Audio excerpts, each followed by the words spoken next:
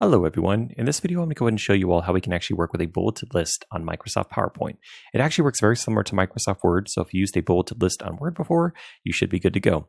So what we're going to do now is we're going to go ahead and actually work with our existing bulleted list here. So I went ahead and created a blank slide, and it has this text element here for our title, but then also this text section down here where it went ahead and added a bulleted list for us. If this was not here though, I could just go ahead and delete it. I can come over here to the Home tab. I can come over here to the Paragraph section. I can go ahead and select Bullet. And from here, I can go ahead and decide what type of bullet do I want. Do I want just a regular dot? Do I want an empty circle?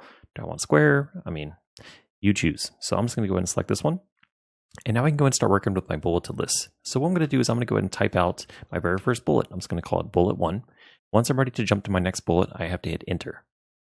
Once I hit enter, it's going to create a parent bullet. But if I want to, I can create actually a sub bullet by hitting the tab key on my keyboard.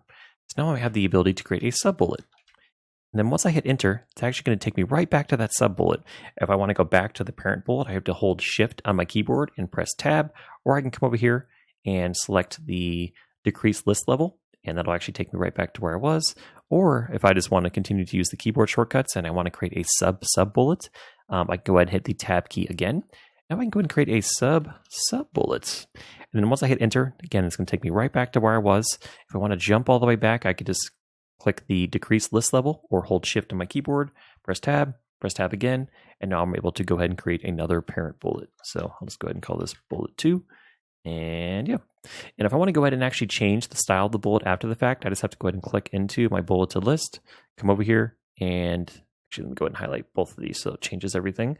Now what I'm going to do is I'm going to come over here and I'm actually going to change from this period to a check mark for some reason. I don't think it looks very nice, but you can do that if you would like to.